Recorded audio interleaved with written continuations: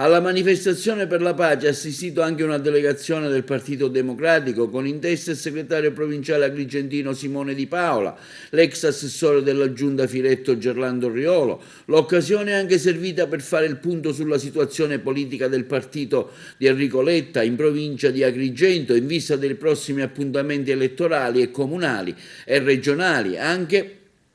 considerando il cosiddetto campo largo auspicato dal segretario nazionale del partito. Ma intanto occorre dire che il PD oggi è qua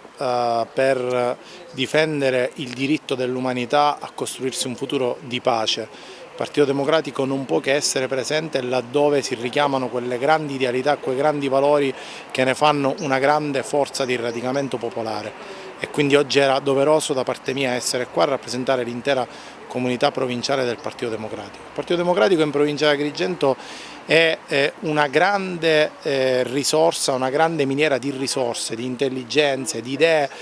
desiderose solo di mettere le proprie conoscenze, la propria passione civile, le proprie competenze a disposizione di un nuovo modello di militanza. In tutti i paesi stiamo ricostruendo le ragioni di una nuova comunità politica, in tutte le città stiamo recuperando la nostra centralità politica. È un lavoro appassionante, un lavoro complicato, ma che sta già dando i suoi frutti, come dimostra la recente straordinaria affermazione nella città di Favara, a cui sicuramente seguiranno altri grandi successi in giro per la provincia e soprattutto alle elezioni regionali e nazionali, dove siamo chiamati a fronteggiare il rischio di una deriva a destra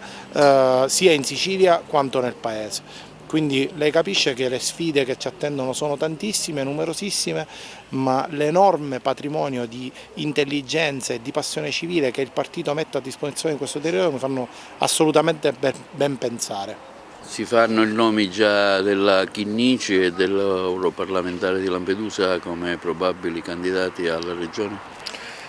I nomi in questo momento lasciano il tempo che trovano, sono tutti nomi straordinari per competenza, per prestigio personale, anche per autorevolezza politica e istituzionale. Ciò che conta è costruire un grande recinto di forze democratiche e riformiste che, come detto poc'anzi, argini il rischio di una nuova stagione di deriva a destra di cui la Sicilia assolutamente non ha nessun bisogno e nessuna necessità. Questo campo largo di cui parla Letta come si avvererà sul campo? Ci saranno annessioni, penso al partito di Renzi, Calenda?